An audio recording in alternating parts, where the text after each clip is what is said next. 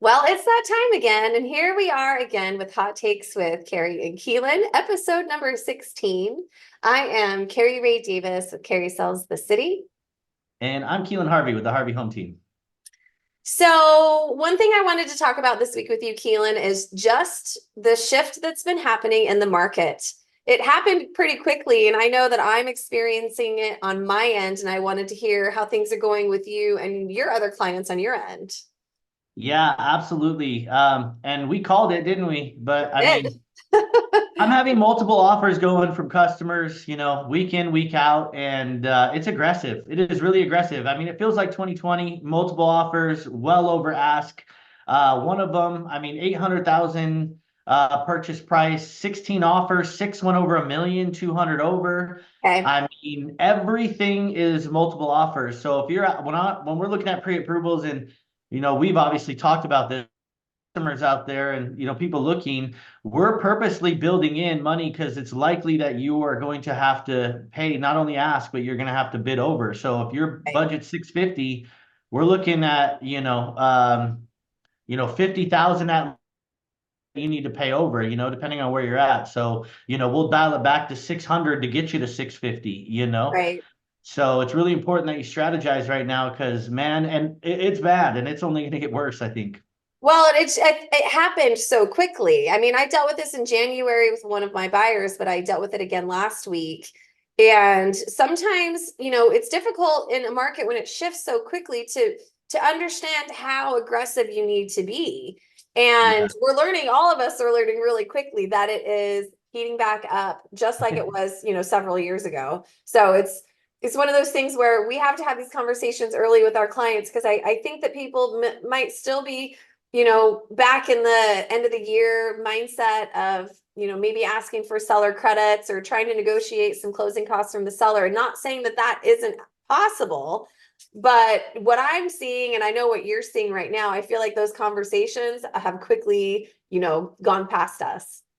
Yeah, not impossible, but unlikely. So we should Right. plan realistically, right, on Right. what's happening. And you couldn't be more right, Carrie. I mean, it happened so fast. Like, I think everybody's like settled into the fact that rates are not going down yet. Right. And the Fed keeps messing around. Powell keeps opening his big mouth as usual. And like, I know you how know, much you he like him. Oh, it drives me, because I can feel it for everybody. I mean, we're Right. all ready. I mean, consumers are suffering. We're all suffering. I'm suffering. Everybody's suffering. Everything's so darn expensive. Groceries Like are there's high. these reports coming out, job reports that aren't conducive to like the economy being actually better. Really, it's all filling in from what happened with COVID, and people are getting second jobs to make ends meet. I mean, things are expensive as heck. Credit card debts through the roof. Savings is low. A third of adults you'd buy now, pay later, and like there's like 34% and 33% missed a payment. Like if you pull the hood up, there's a lot of data and information that it's not hunky dory.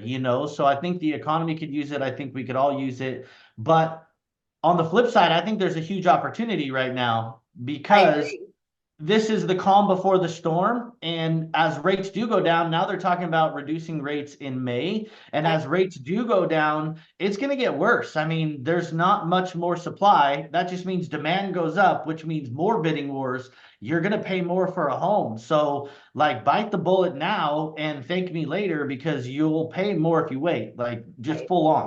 Right. Well, and I think that everybody that is in the market right now that's getting a taste of it is realizing that. And I think, I tell my buyers this, sometimes you have to lose a house in order to really understand, how aggressive we need to be. And sometimes it's just really difficult because you just don't know what another offer is going to do. And if you're walking in with just trying to make your highest and best offer, that's really all that you can do. So I think it's really important to make sure that you are having good conversations with your agent and your lender to find out where you fit into everything. And like you said, Keelan, if you're a home buyer and you're looking at, let's say, $800,000 for a home, you might want to start looking at maybe in the $700,000 bracket, to be able to compete, because realistically, the days of, escalation clauses and potentially waiving inspection, maybe waiving financing, those conversations are all going to be had very much, I think, through most of the year, I would expect. And rewind back to some previous episodes. We talked about this happening. We knew this was going to happen. We warned people that this was going to happen, and it could be frustrating with our job. And I get it. People are like, "Yeah, you guys want a transaction so you can make some money," but I don't look at it That's that not way. what I it's look at it about. like it's not what it's about. Like I'm Yeah. looking at it as providing the best possible advice I can. The best advice I provide provides me more credibility, right? And the goal of that is to save people money and put them in the best position. And it's a constantly a moving target. Yes, I mean, we get paid by doing transactions, but my career is based on relationships. Right. So I'm here to provide the best advice possible. We're here to help people, and the best time for you is the best time for us. Some people can't buy right now. Totally Right. get it, right? But I would not be doing my job, and nor would you, Kari, if we didn't explain to people what the expectations are in the market and the amount that I invest into and you invest into understanding what's happening currently in the future so we can provide that advice. We're sitting here like our urgency comes from we care and we want to help people, not like we need a transaction tomorrow. It's like we No, we it's want to help people provide great advice. right. Well, we want to help our clients make the best decisions for themselves. I mean, Yeah. that's part of it is, making sure that we're telling people what's happening with the market so they understand. I've got some buyers that, they're kind of waiting a little bit, and I know that they really wanted to try and take advantage of those seller credits that we were talking about in January. And that's probably not going to be a conversation we're going to get to have. And it's just a matter of like making sure that they are aware of that and adjusting our search based on, what kind of criteria we're working with. Obviously, it depends on the house and the neighborhood. And I am still seeing some homes on the MLS that have a note in the remarks that state that, and the seller is willing to provide a credit to buy down rate. But most of those homes, I have to say, have been on the market maybe since December, have been sitting a little bit longer. Maybe they're not as desirable. Maybe they need a little bit of work. And so that also might be a conversation to have is, what kind of work are you willing to put into a home? Are you willing to maybe purchase a home that might not have everything that you really, really want, but you are willing to put the work into it over time and gain that equity and gain that value. So I think it's about being creative and making sure that we're honest with ourselves and honest with each other about like what are we capable of doing. And if now's not the time, then you need to wait until you are ready. But just know, like Keelan's saying, the longer you wait, the more you're going to end up paying in the end. And I think with rates coming down, it's just going to do what we've been talking about. People are going to be coming out of the woodwork once the rates come down, and the competition is going to get even hotter. And dare I say, and correct me if I'm wrong, Kari, do you feel like maybe some of these houses that are sitting, there's a higher expectation than where the market's at, so they could be overpriced For the slightly? sellers, probably, definitely. I know, I think it's difficult as sellers. Sometimes, it's really hard as a seller to be able to remove yourself from the home. And I'm working on a listing. I've got it going right now. And my seller's been great because he's, taking all of my advice and helping, get all of the things updated that we need to have updated. And we made a joke the other day that with the painter that I said, well, this isn't his house anymore. And he was like, you called it exactly. It's not my house anymore. Like I'm getting Yeah. it ready for the next, the next family. And I think as sellers, it can be really difficult to try and remove yourself. Like if you've got to, do some upgrades and get some painting done, sometimes it's hard to visualize what your home may look like without your decor and aesthetic. And as a seller, it's really important for you to be able to do that, because if you can't, you might be missing out on targeting the proper buyer for your property. Yeah, and I mean, if you price it well, you have to take a risk here, but if you price it well, you're going to get a lot of interest. And Definitely. Well, and I also yeah, think it goes along to, making sure that, if you need to replace carpet. It's really simple. It's really a fast way to upgrade your home. Paint is one of the easiest, quickest, cheapest ways to improve your interior. And I mean, if you've got to do some updates or sparkle things up, polish them a little bit in order to get your house ready, make sure you take the time to do that. Because if you don't, you might be losing, hundreds of thousands of dollars potentially by not really catering to the target buyer that you're looking for. yeah, absolutely. I think it's worth it, right? Everything we've seen, I mean, multiple offers, some hundreds of thousands. I've seen as little as 50,000. We just got under contract with one with 50,000 over.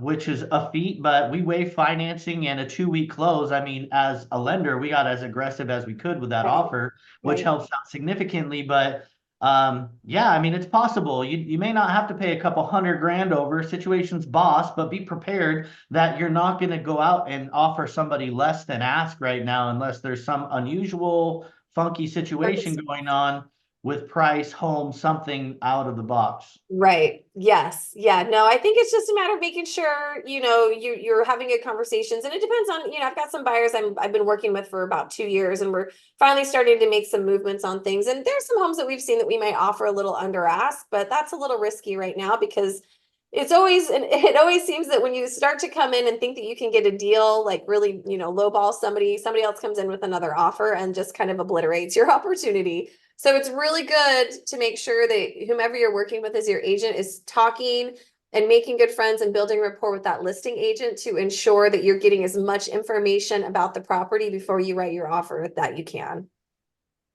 Yeah, and I feel like yeah, I feel like at this point, kind of reading between the lines, I think summer is when, I mean, they said March and then May, and now I think it's more like where they're gonna decrease rates. The next meeting's March this month. Okay. That seems like taking off the plate. Next one, April 30, May 1st. Still kind of a pretty decent chance that they're gonna reduce rates then. But Okay. I know for certain we're feeling like summertime, by all means, that's like Bonkers.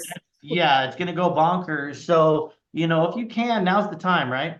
Right. Well, and also if you're a seller too, just know that, you're going to be in a handsome position. Yeah, So it goes both absolutely. ways. Um, Absolutely. And you're probably sitting on a boatload of equity, and that could be thrown into the new home. So, so Keelan, is there anything that you and your company are working on right now that might be helpful to buyers out there trying to get into the market? yeah, funny you ask, Carrie. We had we had a meeting about this just today, and something I'm very excited to say. And I don't think, especially banks and not many companies are going to be doing this, but it used to be 580 to get into a loan, and we're removing the 580. Now, granted, situations boss, and you have to have compensating factors, meaning other things to support. But that was kind of an on and off switch. Like if it wasn't 580, it didn't matter your situation, it's not happening. And that is going away for now. Okay. So we still have to get findings, but the reality is that 580 thing's gone. And I also want to say to people out there, I know interest rates are high, and a lot of people, I spoke about this earlier, have debt and all that. You are not remiss to look at the equity of your home just sitting there. I know you have a low interest rate, and I know interest rates are higher, but if you have a couple $1,000s a month in credit card debt, your situation is boss, but your average interest rate is not your mortgage rate. So there's a lot of people around the country right now that are consolidating debt and refinance. Strategy there is you can cash out, refinance, pay off all of your loans, all of your debt, and then we're going to refinance in a couple of years. So guess Right. what? Now you can reset in a couple of years, and all that debt. And I mean, if you're money per month, and even if you have a low interest rate, you were to throw that money you're saving at the new higher rate, you'd still pay your house off quicker. Right. It's a slower boat to China. It's about managing debt. So, I mean, that's a very common thing right now that I don't want people to overlook and just immediately just say it's not going to work, because we have, I have software and such where I can put it all together and see what's up with your situation. Math doesn't lie. Does it make sense, or doesn't it make sense? Let's find Right. out your break-even point. Let's compare A to B and see where you sit. But I'll tell you, that's a huge relief for a lot of families, and it's happening a lot. Well, and I'm sure people don't think about that very much. They're tied, I've got so many clients of mine that are so tied to their interest rate, this 2.5 or 3%, or this super low interest rate, which it's a reason to hold on. But as you're saying, if you've got some debt that's overwhelming you, or you've got loans, or your credit card bills are getting a little out of control and you're having trouble keeping up, that is, I mean, I look at my house as my big piggy bank, basically. And I'm just pumping money into that big piggy bank. So when I'm ready to buy another home or do some upgrades or whatnot, I can pull that money out. It'd be the same for your debt. And that's where I'm glad we're having this conversation, because some people may not think about that. So Yeah, why are you suffering day to day when you have a 30-year loan to pay off? I mean, you're going to be there for a while, so it's not the end of the Or world, you may pay it off right? before the 30 emo. If you sell it, you pay it off anyway. So Yeah, it's not yeah, the end of the world if you dip into some of your equity to relieve. And I mean, you would, it's common. Everybody in this economy, things are expensive and struggling. So you're in good company with we're everybody all in else. it together. We're all in this together and everybody's in the same boat and it's tough for everybody. So look at your options, find out what you can do for yourself. And nothing makes me feel better than saving people 1,000, 2,000 a month. And then, I mean, as soon as that close, I can tell you the other side of that, they're like, oh my gosh, we have Right. a manageable amount that's going out each month again, and we can kind of regroup and then we'll go from there. And even if you did that, it sets you up because this would be a cash out refinance. I'm going to get a little technical. This Okay. would be a cash out refinance, which has a higher rate than what's called a rate and term. When a rate and term means you're just refinancing your home, Okay. cash out means you're taking cash out. It's got a little bit higher rate than the standard rate, but you're doing it now. And then when rates go down, which is going to be your forever rate because you want to refinance as little as possible, Right. you're doing a rate and term when it counts, and you're going to take advantage of the lowest rate possible. You're getting the lowest rate because you're doing a rate and term at that point because you've already consolidated your debt into your mortgage. So Right. sometimes you got to take one step back to take forward, and that's happening all over the country right now. Well, I think that's a good solution for a lot of people that might be having a tough time because, there's some people that are doing well and there's a lot of people that are struggling. So it depends on which boat you're in right now. But if you're interested in trying to change your life through real estate and build wealth through real estate, whether you're buying a home for your first time or your second or third, or you are interested in selling your home and you want to talk about strategy on how to go ahead and get the best price possible, please do not hesitate to reach out to me. You can reach me at 206-330-6985. And you can get me at 206-321-4941. Happy to do analysis for anybody. Right. And I think that that's where, we're coming with, places of coming from a place of contribution. We want to help people. We want to make sure we're educating people on their options. So I'm happy to partner with Keelan and be able to give people good advice. I'm happy to partner with you, Kari. Awesome. Okay. Well, enjoy your afternoon and we're going to talk again next week. Next week, we'll see you, Okay. everybody. Bye.